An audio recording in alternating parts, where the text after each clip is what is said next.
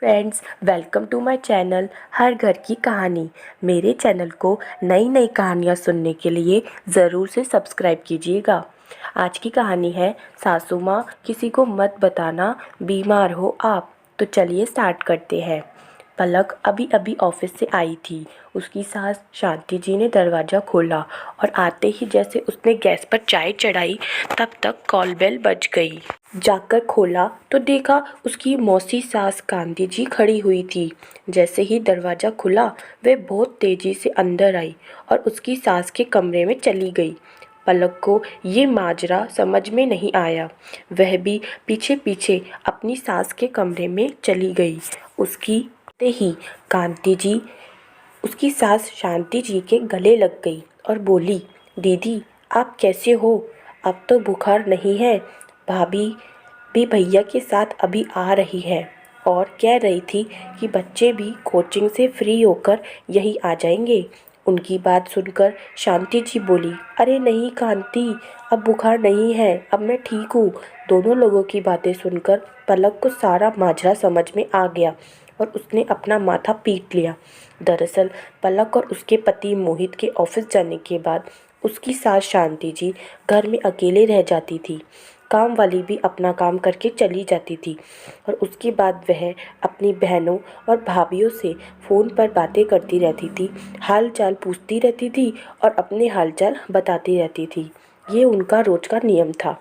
उनका मायका भी उसी शहर में था और उसकी बहन कांति जी भी उन्हीं शहर में रहती थी।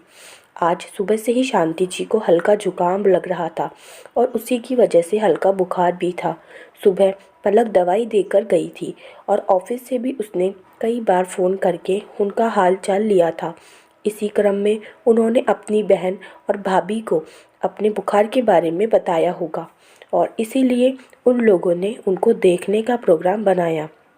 समस्या ये नहीं थी कि सब लोग शांति जी को देखने आ रहे हैं, बल्कि समस्या ये थी कि उन लोगों के आते ही शांति जी सबको उनकी पसंद का खाना खिला के भेजती थी और वो सारा फरमाइश वाला खाना पलक बनाती थी। उनकी मामी सास, मामा ससुर और उनके दोनों बच्चे भी आ गए। बड़ों के साथ बच्चों के भी नाश्ते की एक से एक फरमाइश होती थी। आज पलक बहुत थकी हुई भी थी, लेकिन फिर भी ने अपनी सास शांति जी के कहने पर सब लोगों का मनपसंद खाना बनाया और सबको खिलाया। इतना सब करते करते उसका शरीर थकान की वजह से दर्द करने लगा और थोड़ी देर बाद उसे बुखार आ गया। उसने सारा किचन समेटा और वह बिना खाना खाए ही दवाई लेकर सो गई। आज पलक बहुत थक गई थी। शांति जी ने उसे खाने के लिए उठाया, लेकिन उसके अंदर उठने की हिम्मत नहीं थी। सुबह उसको फिर से बुखार आ गया और वो ऑफिस भी नहीं जा पाई।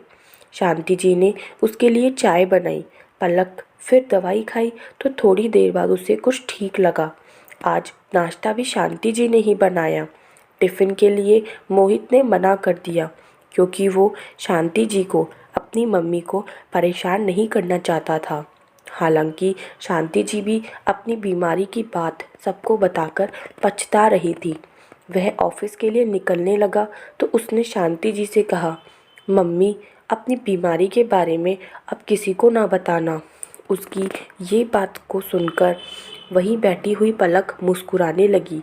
शांति जी ने कहा, बेटा मुझे सबक मिल गया। आज के बाद ऐसी बीमारी का भूल से भी किसी से जिक्र नहीं करूँगी।